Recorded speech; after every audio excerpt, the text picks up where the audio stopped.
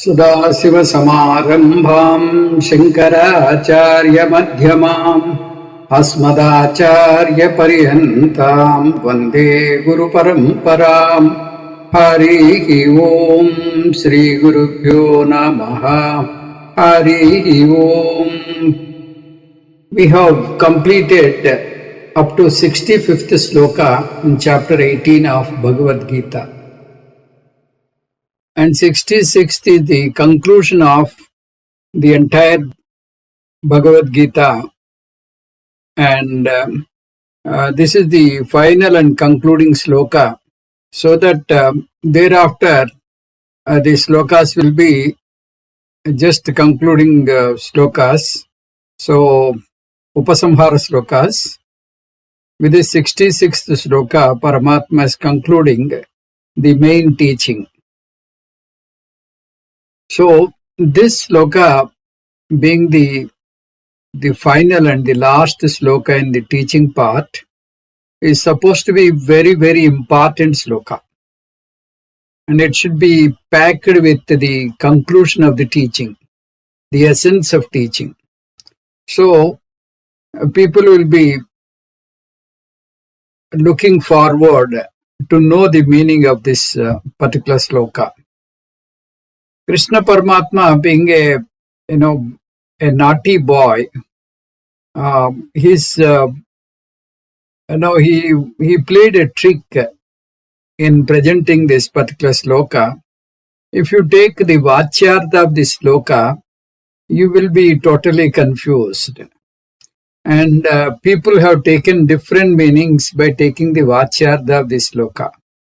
So, we will see what are all the difficulties if you take Vachyartha of this sloka and then try to resolve it with the techniques of Shastra. So, whenever there is a problem like this, to extract the real meaning of a particular sloka, there is a method called Shadlinga method. There are 6 parameters by which you can extract the real meaning a particular sloka or particular context. So, these are the 6 parameters by which one can try to extract the real meaning a particular sloka. So, this is what exactly we can rely upon. So, we will see what exactly the Shastra is going to tell here. Now, first one is Upakrama Upasamharo. Upakrama Upasamharo. Abhyaso Apurvata Phalam. Ardhavadopapatti cha Lingam Tatparya Nirnaye. So, there are 6 parameters. First one is called Upakrama Upasamharo. How it is started and how it ended. If you look at the very first sloka of the teaching, that is 2:11, second chapter 11th sloka, Paramatma started with the philosophy of the Advaita philosophy. The 2:11 started and Paramatma started talking about Atma Rakshanas and all that. So, this is the Upakrama. This is how the teaching started. So, the ending also must end with the same thing. This is called Purvottara Paramarsha. When you want to know the meaning, you should also look the background. Then Abhyasa. Whatever is repeated on and on, that is called Abhyasa. In this chapter, in this particular Bhagavad Gita, the Jnana part is repeated so many times. And this is the real essence of Bhagavad Gita. Then Apurvata. Apurvata means the uniqueness and novelty of an idea or concept. So, before coming to Bhagavad Gita, people think that the lokas are permanent. And one must go after death to lokas to live eternally. Then in Bhagavad Gita, it is clearly said that lokas are also not permanent. Shine punye marchalokam vishanti. Abrahma bhuvanal lokat punaravartino Arjuna. So this is what we have come to know. So this apurvata is there. Apurvata means which is a novel idea, which is an idea which was not available in Puranas and other Smriti Granthas. Then Apurvata is over. Phalam. What is the phalam of this Bhagavad Gita, which is a Moksha Shastra? Bhagavad Gita is called Moksha Shastra. So the 66th sloka must talk about the moksha. So what is that moksha? Moksha is twofold. One is called Jivan Mukti, the other one is called Videha Mukti. By knowing your own self, by knowing your own reality and staying in that Nishtha, Atmanishta, you can get Jivan Mukti. After the fall of the body, you will get Videha Mukti. This is the phalam. Then Ardhavadam. Ardhavadam means wherever there is a glorification, you should know and try to, give the weightage accordingly. Then Upapatti. There are a lot of examples, and based on the examples, Paramatma explained many things. For example, he said that when you have a pure water lake, a huge pure water lake, you don't require small ponds of pure water. So like that, he has given number of examples. Then Upapatti is the examples. Like this, using the 6 parameters, you can really assess the meaning. So we will see what are all the problems that we face by taking the direct meaning. Sarvadharman parityajya ekam mam saranam raja.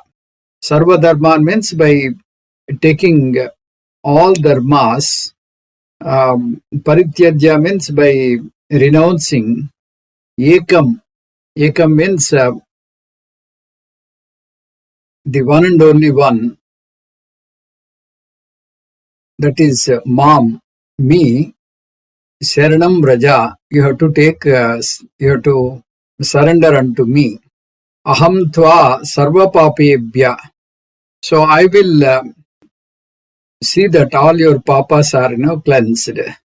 I will give you moksha. Moksha ishyami. I will see that you are liberated. Ma suchaha. Don't grieve. So tvam sarvadharman parityajya. So you can renounce all your dharmas. Ekam saranam raja. Mam ekam saranam raja. Me, you may surrender unto me. Unto me only. Mam ekam saranam raja. Unto me only. Then, what will I do? Aham tva sarva papebhya mokshayishyami.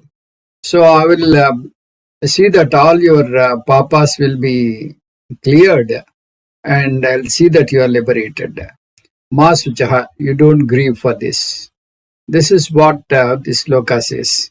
This creates a real problem if you take directly the meaning. Because the meaning says, Sarvadharman parityajya. Sarvadharman parityajya, here Paramatma played a very naughty role by not giving the sloka directly, but he has given the essence indirectly. So we have to do all this. Otherwise, it will lead to confusion and wrong concept. Here, what are all the problems we encounter? First, we'll see. So, Bhagavan said that in the 4th chapter, 8th sloka, Paritranaya sadhunam vinasaya cha dushkrutam dharma samsthapanarthaya sambhavami yuge yuge. Paramatma said he will safeguard dharma. And whenever dharma is in the decline, he will take avatara, he will incarnate himself, he will take incarnation, and then he will safeguard dharma. So he will safeguard all sadhus, and he will punish all those who are harmful to the society, harmful to the dharma. So he said, I will safeguard dharma and see that dharma is retained. And then he said, Mam Ekam Braja. So in this case, what he said is Sarva Dharman Parityajya. He said that all dharmas you can renounce. So which is contradictory to the very fact that he wants to protect dharma. By Paritranaya Sadhunam Slokam, he mentioned that he is going to safeguard the dharma. But here he is encouraging the sadhaka to renounce all dharmas, which is contradictory to his own pratijna. So this is one thing. Then in the chapter 13 and other chapters, we have seen that there are a set of values given to the human being. This is a kind of guidelines for Vaidika Jivana. So if that be the case, how come Paramatma said you can renounce all dharmas? This is again a contradiction. So keeping this in view, there must be something, an inner meaning, which is more deep and which has to be studied properly, which has to be properly analyzed. Then he said that Sarva Dharman Parityajya means you have to, this word dharma means punyam and papam. Dharma, adharma, both are Sarva Dharman. So you can renounce dharma as well as adharma. So when you renounce dharmam and adharmam, you will be not doing any work. If you take up some karma, the karma may fall into dharmic work or adharmic work. So if you are not doing any work, that means again it is a contradiction. Paramatma said you cannot assume yourself, you cannot imagine yourself without doing work. It is impossible for a human being without any work. Nahi kaschit kshanamapi jatu tishtati akarmakrit. So in third chapter, fifth sloka, he said that nobody can stay even for a fraction of a second without karma. Nahi deha bruta sekyam karmanya seshataha. No one can renounce work totally. Whereas here in this sloka, he said that you renounce all punyam and papa. That means punya karma and papa karma both you have to renounce. So even for a sannyasi it is not possible. Even for a sannyasi there are certain karmas. Like Guru Susrusha is there.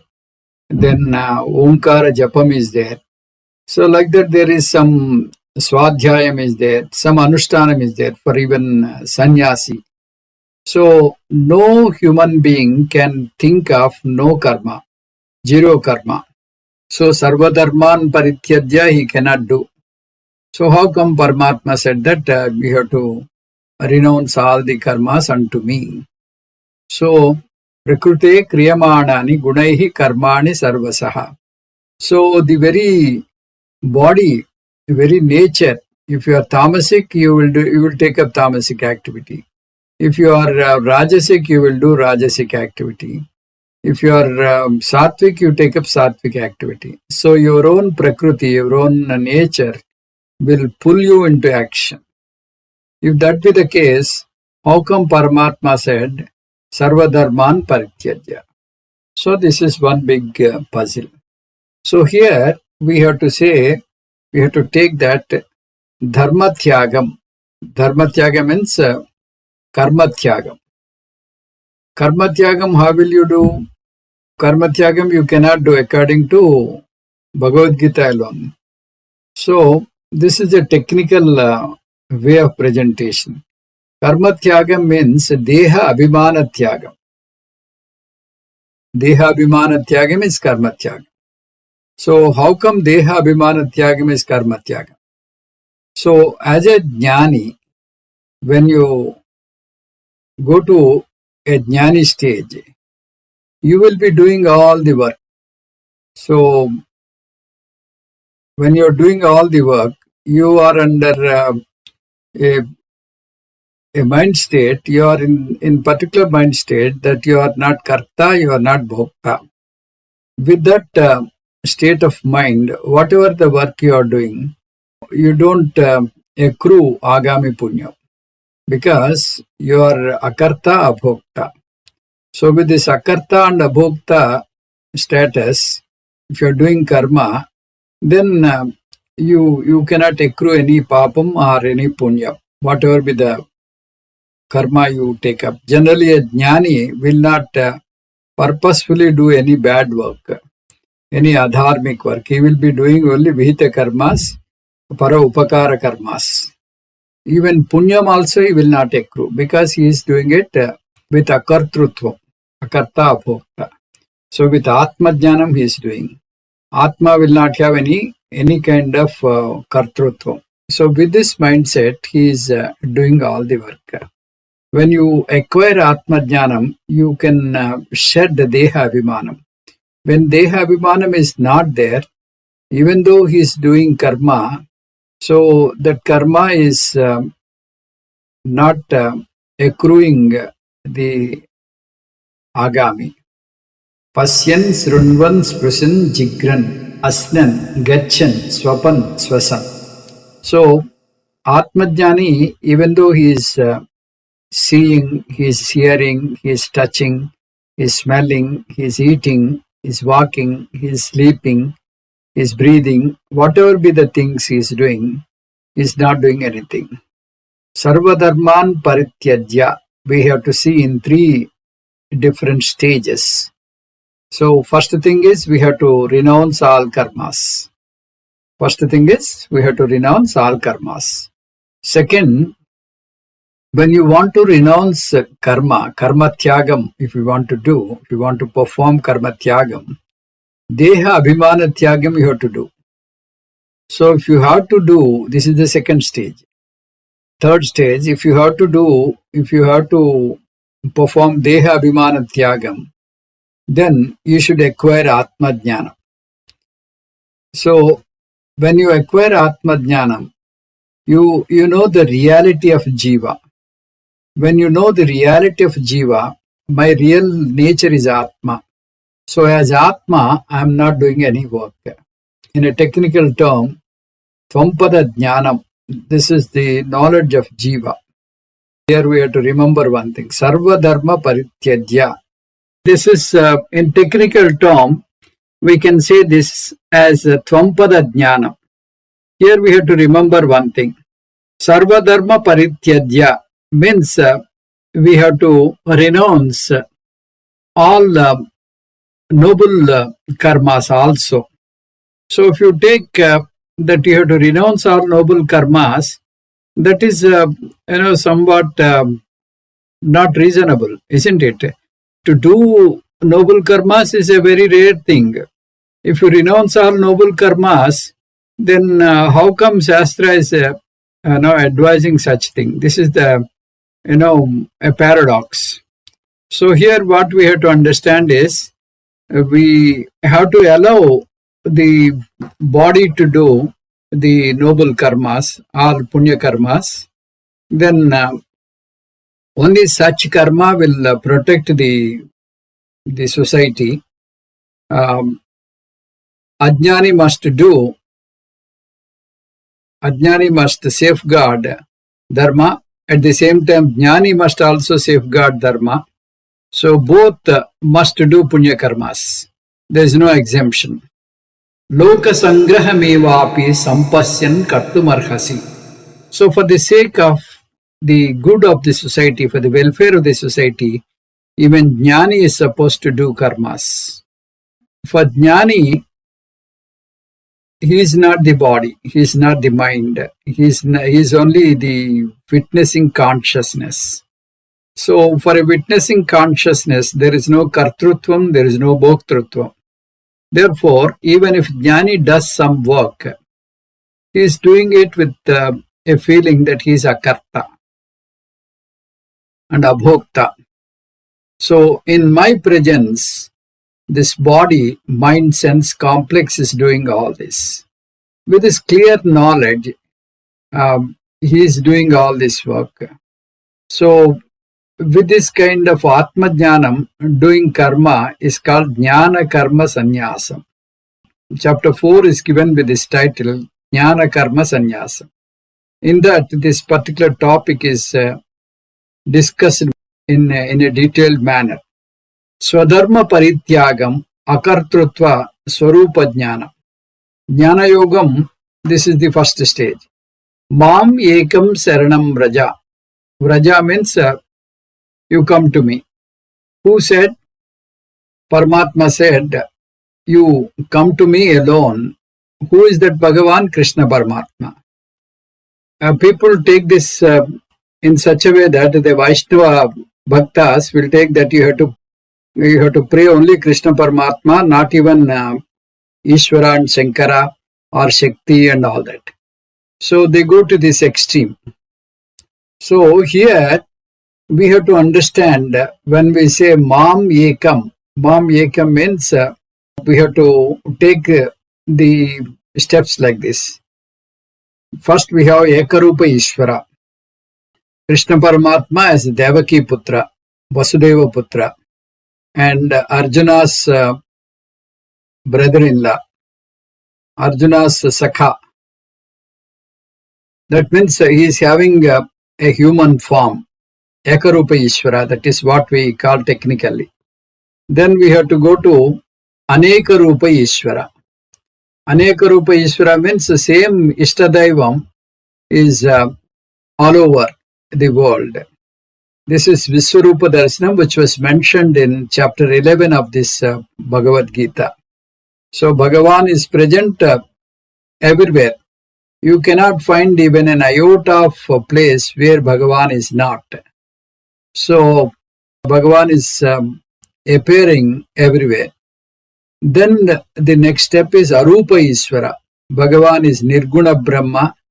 Nirguna Brahma means Ekarupa Ishvara, not Anekarupa Ishvara, not even Arupa Ishvara, not Anekarupa Ishvara, but Arupa Ishvara. In 7th chapter, we have two names given, Paraprakriti and Aparaprakriti. So this Paraprakriti is Arupa Ishvara, the final form of the Krishna Paramatma. So here, Krishna Paramatma said, you take refuge unto me, you surrender unto me alone. When he said, Ekarupa Ishvara, Ekam Mam Ekam, Ekam, that word Ekam means the only and only Advitiyam or Advaitam. In that Advaita state, I am there, nothing else is there. That is the meaning of Ekam. Mam Ekam. So I alone is there. Such a Rupa you worship. Maya tatam idam sarvam jagad avyakta murtina. So the word Maya tatam means Mam here is Arupa Ishvara. So for that Arupa Ishvara, the word Ekam is used. Ekam means Advitiya Brahma. Advitiya means there is no second one. Sajatiya Vijatiya Swagata Beda Rahitam Parabrahma. So such a Parabrahma is the one which we have to worship. Mam Ekam Saranam Raja. So here you have to pray unto that Arupa Ishvara. You have to surrender unto Arupa Ishvara. Arupa Ishvara is all pervading. So when Arupa Ishvara is all pervading, how can a Jivatma reach that all pervading Paramatma? The very question is wrong. So you cannot reach all-pervading Paramatma, because all-pervading Paramatma is also in Jivatma. So Jivatma is not separate from all-pervading God. So it is only the imaginary distance. Earlier he thought Bhagavan is somewhere in Kailasa or Vaikuntha. So in the name of surrendering, you have to do a lot of journey and ultimately reach the God. That was the idea you were entertaining before coming to Shastra. When you came to know that Bhagavan is all-pervading, there is no need to travel. So this is the meaning. There is no question of journey at all. So all you have to do is you have to understand that there is no distance between you and the God. This imaginary distance is totally erased. That is what it means by reaching God. Just as we have taken the Sarva Dharma Parityajya, meaning Deha Abhimana Parityajya, that is the meaning we have taken. In the same way, Mam Ekam Saranam Raja, we have to take, we have to seek, we have to surrender unto that Arupa Ishvara or Advaita Brahma. This is the meaning of Mam Ekam Saranam Raja.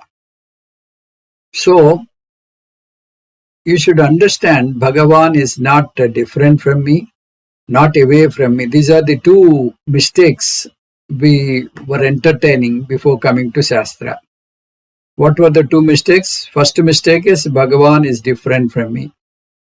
Second mistake is Bhagavan is very far off from me.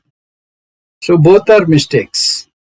So these mistakes we have to totally get over. How you can get over these mistakes? By entertaining another mistake? No. We can understand Bhagavan's ultimate reality.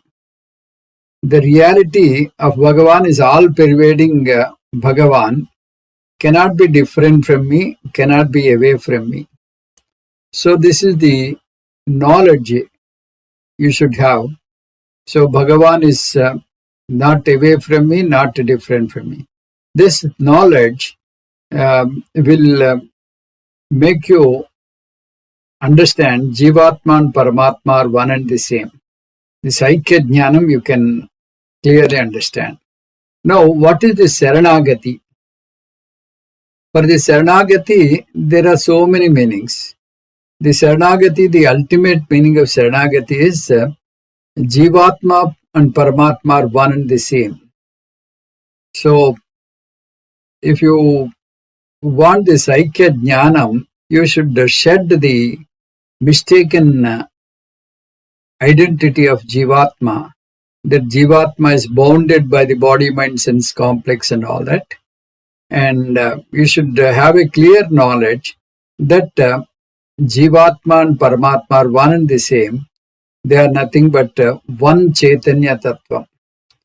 Mam Ekam Saranam Raja is equal to Jivatma Paramatma Aikya Jnanam.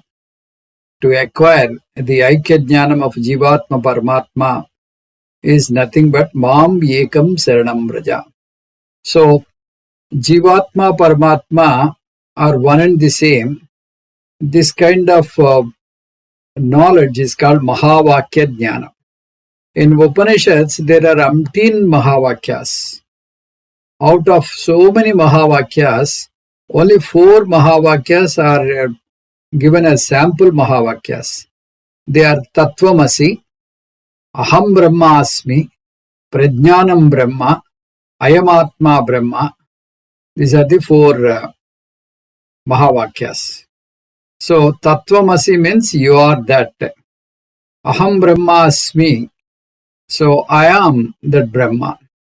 So, Guru teaches Sishya when he is teaching that Jivatma and Paramatma are one and the same. He uses the sentence, Tattvamasi, you are that very Paramatma. Then when Shishya understands, when Shishya realizes the reality, when he clearly understood, and when he internalized that fact, then he says that Aham Brahmasmi, I am that Brahma. He should not say again Tattvamasi. When Guru says Tattvamasi, he should not say Tattvamasi. He should digest, internalize the fact, and without any doubt, without an iota of doubt, he should understand and internalize. Then he can say that Aham Brahmasmi. This knowledge is called Saranagati. How you can get this knowledge?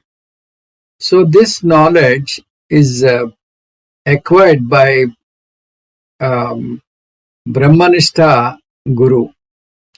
Srotriya Brahmanishta Guru can give you this knowledge.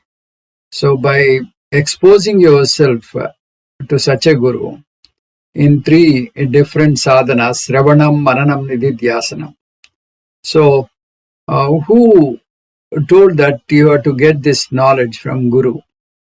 Paramatma, Krishna Paramatma himself explained this in Bhagavad Gita.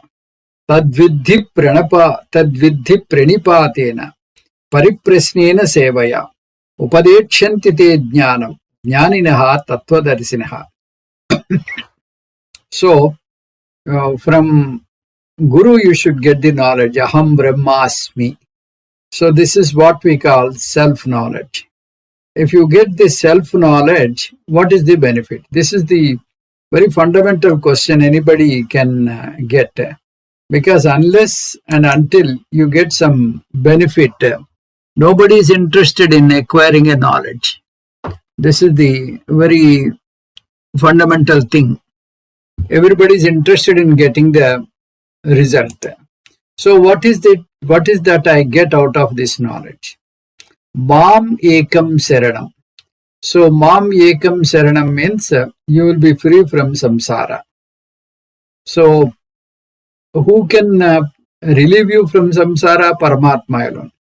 So Paramatma is, he's away from desam kalam. Is desa kala atitam. So if you go anywhere other than Paramatma, wherever you go, there is a desam. If you go to Vaikuntha or Kailasa or Brahmaloka, that is a desa. That desa is not permanent according to our Bhagavad Gita. Abrahma bhuvanal lokat punaravartino Arjuna. So including Brahmaloka, all these things, they are subject to change. They go to avyaktam at the time of pralayam. So nobody can escape the time, the pralayam. Nobody can escape the time factor, the asasvatatvam. That is, they will shrink into avyaktam. So this very kala is called samsara. So this kalam, causes shadvikaras in body, mind, sense complex. So that is asti, jayate, vardhate, viparnamate, apachiyate, vinasyate. All the shadvikaras are due to kala. In all the shadvikaras, this maranam is one among them. So if wherever you go, this samsara is a must. You will never be relieved from samsara. So if you want to be away from desam and kalam, you should know that you are nirguna parabrahma. Then you will be free from samsara. Saranam vraja. Saranam vraja means in literally not seeking saranam. So aikya jnana. So here the word saranam is saranagati slokam. Aham tva mokshayishyami. So because you have acquired atma jnanam, I will assure you a good result. What is that? I will give you moksha. So sarva papebhyo mokshayishyami. I will see that all your papam, all your accrued papam will be relieved. You will be free from all papams. So Sanchita Papam, Agami Papam, Prarabdha Papam, all papas are, totally cleared. According to Vedanta, even Punyam is also a Papam. The only difference between Papam and Punyam is Papam is an iron shackle, Punyam is a golden shackle. Both will bind you. So for this, even if you have Punyam, then you take birth in higher realms of heaven. If you have more Papam, you will be thrown to the lokas of punishment. Atala, Vitala, Sutala, Rasatala, Mahatala, Talatala, Patala lokas. So both will cause samsara. So a jnani will have to shed the punyam and papam. Tada vidvan punya pape vidhuya niranjanaha paramam samyamupai. So Mundakopanishad has given an excellent explanation. The jnani will clear off both punyam and papam. He will not hold punyam or papam. So he will be free from punyam and papam. So that's what Paramatma is saying here. Aham tva sarva papebhyo mokshayishyami. Sarva papebhyo means this papam includes punyam here. So ma suchaha, don't grieve. So I will see that you are free from samsara. You will be totally having the liberation. Liberation means jivan mukti and videha mukti. So this way, in one single sloka, Paramatma talked about Atma Jnanam, then he talked about Aikyam, and he also talked about the Phalam. So this is called Charama Slokam. This Charama Slokam, unless you understand properly, this will lead to a confusion. If you just to take the Vachyartha, it will give all kinds of confusion. You think that you have to only pray Krishna, Bhagavan, not even Rama, not even Shankara, not even Shakti and all that. Then you will also go to a wrong direction that you can renounce all dharmas, including punya karyas and including papa karyas. Papa karyas, if you leave, it is okay, but punya karyas also you have to leave. That's the extreme meaning you can get out of this. So this will cause lot of problems if you take the Vachyartha. So you should also understand Saranagati. Saranagati means not offering namaskara, not prostrating before God, not namajapam. So this is the meaning most of the people give. Shankara Bhagavad-pada says jnanam is Saranagati. So you have to surrender yourself to the self-knowledge, the Atma Jnanam. So this is not the meaning Shankara Bhagavad-pada has given on his own. This is the meaning of Shastra. So this is the meaning of essence of Shastra. So Moksha Phalam. What are the advantages of knowing all this? All Upanishads in one single tone says, Jnanam alone will give you moksham. Jnanadevatu kaival. Only Jnanam and Jnanam alone will give you moksham. So here Paramatma says, I will give you moksham, I will bless you with moksham. Mokshayishyami masuchaha. He said that I will assure you moksham. That means he cannot overcome Shastra, because Shastra clearly said Jnanam alone will give you moksham. So that means he will see that he will give a guru, and that guru will teach you Atma Jnanam, and through that Atma Jnanam you will get liberation. Or he himself will come as guru, just as he explained to Arjuna. Bhagavan will become a guru for you, and you get moksha.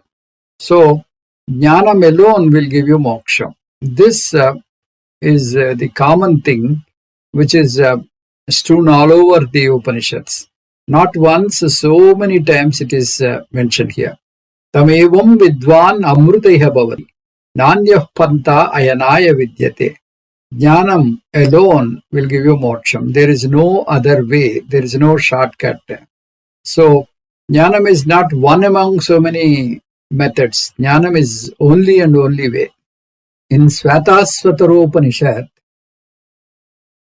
this topic is given in a very humorous way. The same thing is mentioned in a very humorous way. Supposing you want to get liberation without jnana, you have to fulfill one condition. This is what Svatasvatara Upanishad said, not me. What did it say? You have to roll the sky like a mat. If you can roll this entire sky like a mat, then you can get moksha without jnana. So, it is a funny proposition, impossible proposition. So you cannot roll sky as mat. That means you cannot get moksham with any other method. There is only one method which is called jnana. Saranagati is called jnana. So jnana devatu kaivalyam. Why Upanishads Paramatma, Krishna Paramatma himself said that in the very first sloka. Sri Bhagavan Bhuvacha Asochan Anvasocastvam Prajnavadan Sabhashase Gatasun Agatasuncha Nanusochanti Panditaha. So, Jnani alone will get moksha. So, with this sloka, Paramatma started his teaching, and he taught about karma, he taught about bhakti, he taught about upasana. So, wherever he talked about karma or upasana, we were always mentioning that karma or upasana alone will give you moksha. So, karma will lead you to jnana yogyata. Jnana yogyata will lead you to jnana through guru, and that can only give you moksha. So all karma will culminate into jnana. Sarvam karmakhilam partha jnane parisamapyate. If you don't come to jnana, you may do so many karmas, but you cannot get moksha. So that's what Paramatma said. So in the same way, when he talked about bhakti, he said all bhaktas are very good. I like them all. But among them, Jnani Bhakti is the best. He is the most superior. He is the superior person to all other bhaktas. Udara sarvayevaite jnani tatvaiva me matam astitas sahi yuktatma mameva nuttamam gatim. In bhakti, you may follow so many methods. Bhakti parakashta is Vedantam. So that is through Sravanam, Mananam, Nididhyasanam, you acquire knowledge. That is the parakashta of the bhakti. So with this, an Ajnani Bhakti should transform himself into Jnani Bhakta. Jnani Bhakta alone is entitled for moksha. Nobody can get moksha by karma or by upasana or by any other method.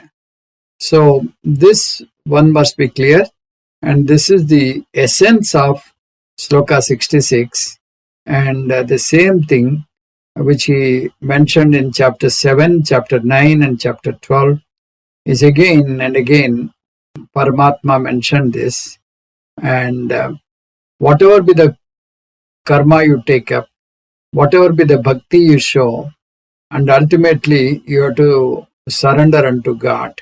The surrender is the parakashta, that is getting the knowledge, aham brahmasmi, is the saranagati. So Krishna Paramatma said this in so many situations. Sarvadharman parityadya. By following jnana yogam, may you get liberated. So Sankara Bhagavad-pada gave a clear analysis about saranagati in this particular sloka. So this particular sloka, though it is a confusing sloka, if you take Vathyartha, and it is something like a nectar for bhaktas, who do not come to Advaita, they take the surface meaning and they think that, Krishna alone is to be worshipped. And they take that Sarvadharman Parityajya means Bhagavan alone will take care of your dharmas. So you take the total surrenderance unto God.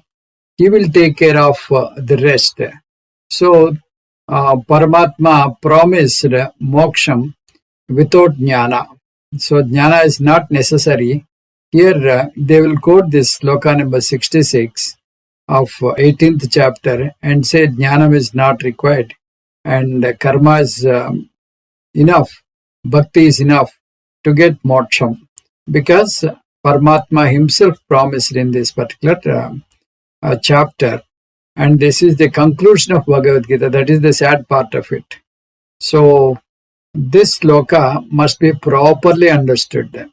Unless you understand this sloka properly, the riddle is unsolved and you will end up into a bigger confusion at the fag end of the Bhagavad Gita. You will be completing Bhagavad Gita with a chaotic meaning. So you should extract the real meaning by using the 6 parameters which I mentioned earlier. The parameters are Upakrama Upasamharam, then Abhyasam, Apurvata Phalam, Ardhavadam, Upapatti. All these things you have to take into consideration and then take the meaning of a particular sloka. So if you use all the 6 parameters, you understand that Sarvadharman Parityajya means Deha Abhimana Tyagam you should do.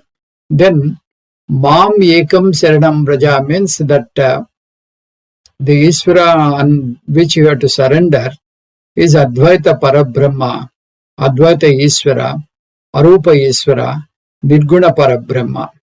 So only if you surrender unto such a Paramarthika Brahma, you can get moksha. Then only whatever Paramatma promise will happen. Om Tat Sat Sarvam Sri Krishna Arpanamastu. Om Purnamada Purnamidam Purnat Purnamudatyate Purnasya Purnamadaya Purnameva Vasishyate. Om Shanti Shanti Shanti. Harihi Om Sri Gurubhyo Namaha. Harihi Om.